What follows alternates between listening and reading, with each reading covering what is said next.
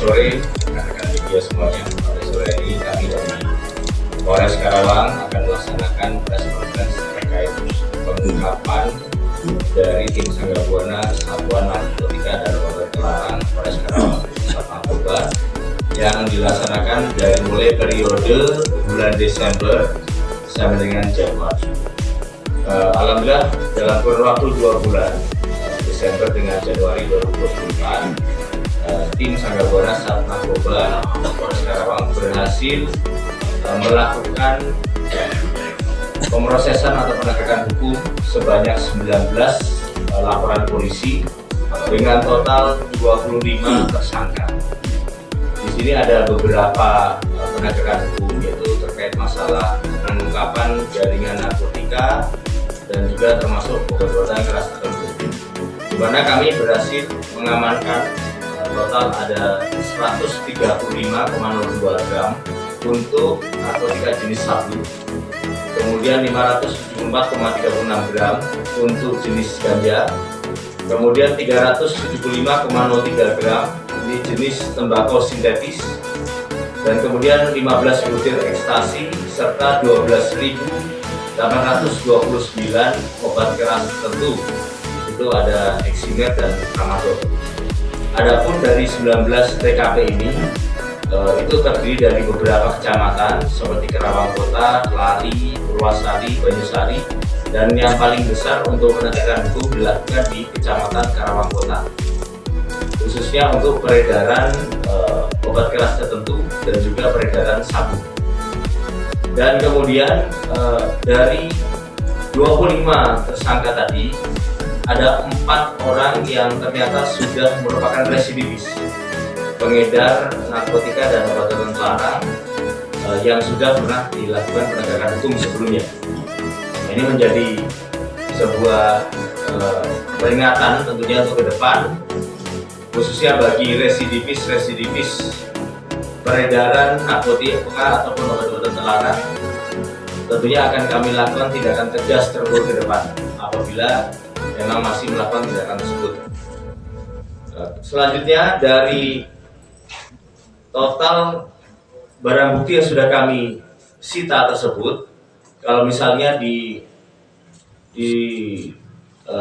diinlainkan dengan jumlah korban jiwa yang dapat diselamatkan, itu bisa berhasil menyelamatkan sampai dengan 20.000 korban jiwa dari penyalahgunaan narkotika ataupun obat-obatan terlarang atau obat keras tertentu tersebut. Beberapa pasal yang sudah kami terapkan dari 25 orang tersangka tersebut, tentunya pasal yang sifatnya ada yang kolektif dan juga ada yang sifatnya parsial. Yang pertama adalah pasal 114 ayat 1 junto 112 ayat 1 tentang narkotika. Ini ya dengan berkaitan dengan penyediaan ataupun juga memiliki, menyimpan dan menguasai narkotika golongan 1 dan bukan tanaman jenis sabu, sehingga dapat dipidana dengan ancaman hukuman minimal 4 tahun dan paling lama 12 tahun kurungan atau hukuman mati. Kemudian untuk narkotika jenis sabu, yaitu pasal 114 ayat 2 junto 112 ayat 2 juga. Ini terkait masalah memiliki, menyimpan, menguasai atau menyediakan narkotika golongan 1 yang bukan tanaman jenis sabu yang bebannya atau beratnya itu melebihi 5 gram. Ini mendapatkan ancaman hukuman yang lebih berat lagi, yaitu dengan hukuman penjara seumur hidup atau pidana penjara 5 tahun minimal sampai dengan 20 tahun maksimal. Sedangkan untuk narkotika jenis ganja, ini adalah pasal 114 ayat 1 junto 111 ayat 1 Undang-Undang tentang narkotika, terkait masalah menyerahkan, menanam, memelihara, memiliki, menyimpan dan menguasai serta menyediakan narkotika golongan 1 dalam bentuk tanaman. Ini dapat dipidana minimal 4 tahun dan maksimalnya 12 tahun penjara. Serta tentunya ancaman hukuman terhadap untuk penyalahgunaan obat keras tertentu atau OKT, pasal 435 Undang-Undang tentang Kesehatan, yang dapat dipidana dengan ancaman maksimal 12 tahun penjara. Sekali lagi, kami dari pihak Polres Karawang memberikan himbauan kepada seluruh masyarakat tentunya untuk bisa menginformasikan kepada kami terhadap setiap penyalahgunaan narkotika ataupun psikotropika serta obat-obatan keras tertentu lainnya yang beredar di wilayah Kabupaten Karawang, yang tentunya kami akan segera respon cepat untuk bisa melakukan penegakan hukum, dan pada prinsipnya kami menyatakan berperang melawan peredaran narkotika dan obat-obatan terlarang di wilayah Kabupaten Karawang. Sekian dan terima kasih. Ya. Dua pertanyaan dan ya. Yang pertama, dari hasil pengungkapan ini ada modus baru nggak dari segi pengedarannya? Kemudian juga ini yang semua tersangka ini apakah pengedar semua atau ada bandar juga, dan dari kasus ini mana yang paling banyak barang buktinya di wilayah mana? Ya, jadi untuk wilayah barang bukti yang paling banyak tadi Karawang Kota itu. Jadi sebagian besar di situ yaitu jenis sabu dan juga obat keras tertentu, yaitu serta tembakau sintetis, itu yang di Karawang Kota.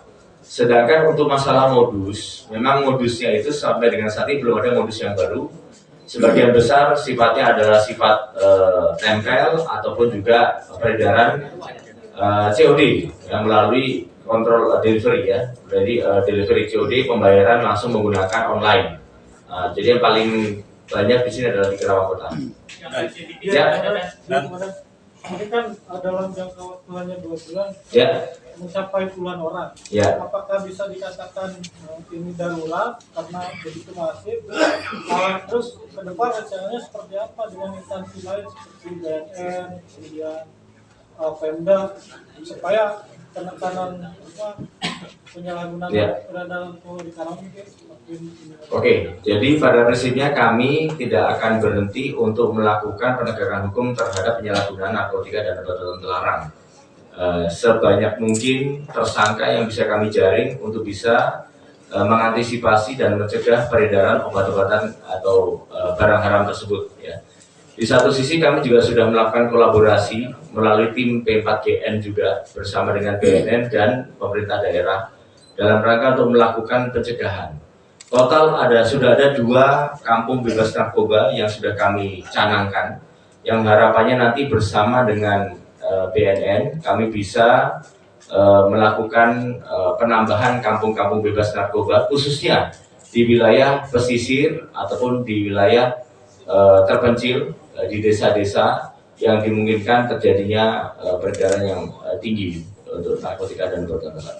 Dan tadi itu residivis mana? Ya, satu. Dan residivis itu pemakai apa bandar? Bandar. Dan izin yang residivis itu makin besar apa makin kecil? Makin besar. Makanya ini menjadi peringatan terakhir bagi ke depan ada residivis kembali, kami akan lakukan tindakan tegas serupa. Dalam Torha ini ada yang dikenakan tindakan tegas serupa? Sebenarnya tidak ada untuk saat ini.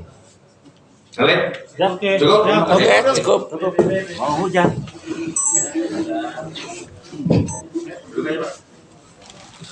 Iya, siap. Kiri.